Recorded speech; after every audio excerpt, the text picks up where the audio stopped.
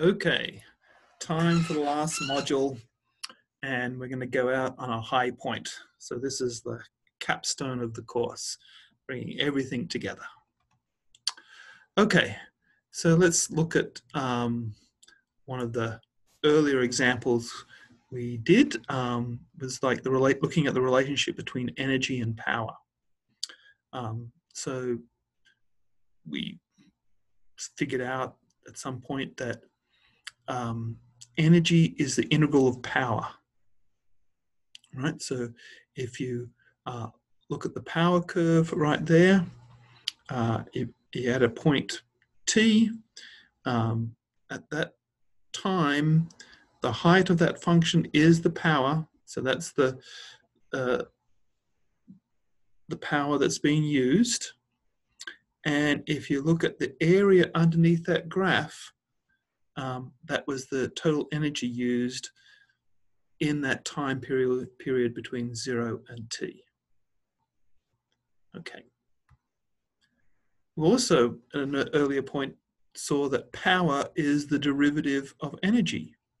So there's the energy curve right there. And so if we pick a time t, then the height of that function there is the energy that is being used.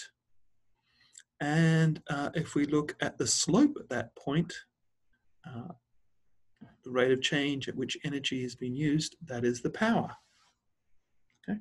And that's what happens between any time you have a relationship between one function and another function, whether either one is an integral of the other or one is a derivative of the other.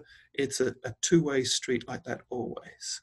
And so this is the fundamental theorem of calculus, which basically tells us that integration and differentiation are inverse processes of each other. Okay, so if I give you an initial value problem like y prime equal, I give you a rate of change, I tell you at some point we start off at 0, then the solution to that is the accumulation function, which is that area underneath that function f between a and x, the point that we want. Okay, and you can see straight away that it's going to satisfy that, because if we plug in x equals a, then we have the area between a and a. Well, that's no area at all, so that's 0. Okay, and this is telling us that the derivative of the integral goes back to the function that we started with.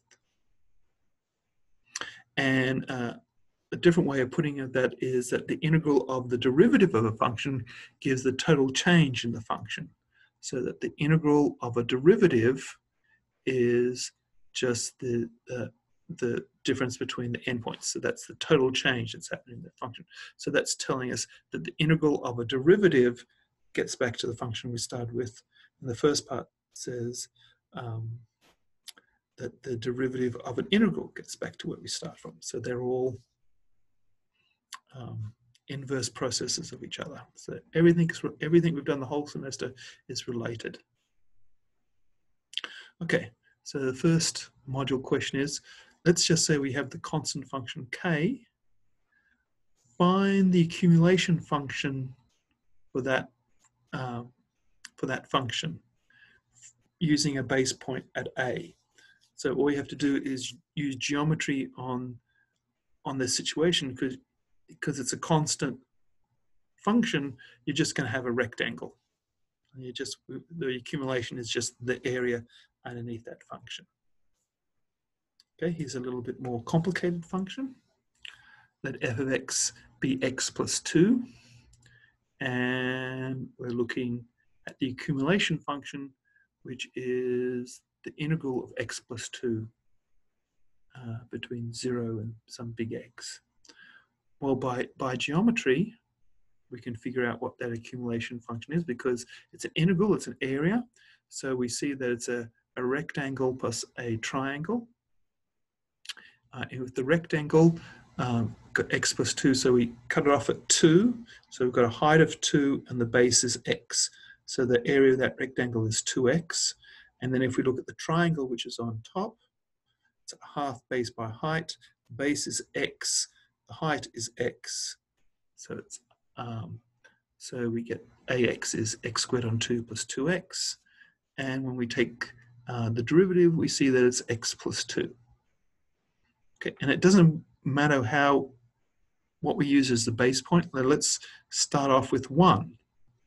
Okay, so let be x. So we've still got a rectangle and a triangle. But if we're starting at 1, then we're sort of further along. So the height of the rectangle at the base is now 3, and the base is x minus 1, because we've got 1 less on the base. And the triangle is now x minus 1 by the base times x minus 1 the height. Okay, and we multiply all that out, and we get x squared on 2 plus 2x minus 5/2. We take the derivative of that, and we still end up with x plus 2. Okay, so the choice of where we accumulate from, it only differs by a constant, right? And when you take a derivative of a constant, that goes away. So all of a sudden, where we used to have to use Excel files to do Riemann sums to find areas under curve, now we can use formulas. We can use antiderivatives, okay, because integration is the inverse process of differentiation. Well, anti-differentiation is the inverse process of integration. So integration and anti-differentiation are the same thing. So what is the area under the sine curve between 0 and pi? Well, an antiderivative of sine x is minus cosine x. So the integral between 0 and pi of sine of x, well, we just plug in minus cosine, and we do it between pi and 0. Cosine of pi is minus 1. Cosine of 0 is 1. So we get minus minus 1 minus minus 1. We get 2.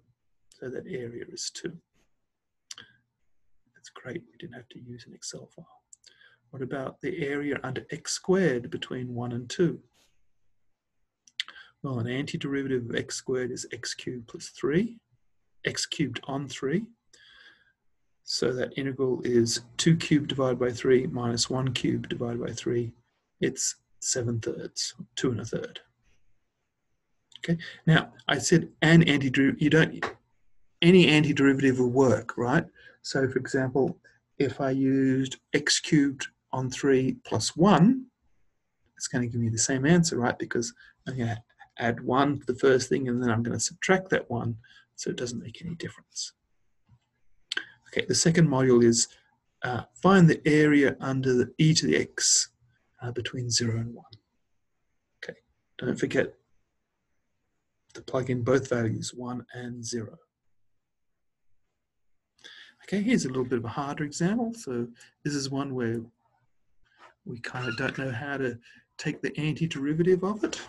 Cosine of x squared, we don't know what the antiderivative of that is, but we can do an Excel file, and we can graph that function, and then we can use the Riemann Excel file to graph the accumulation of cosine of x squared.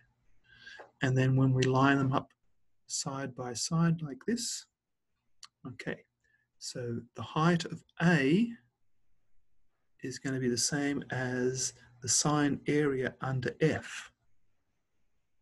Okay. The height of F is going to be the slope of A. And you can see that F is the derivative, right? When F is positive, you see that A is increasing. When F is negative, A is decreasing. And when F is 0, that's our critical points, and then we see that lines up when A has a max or a min.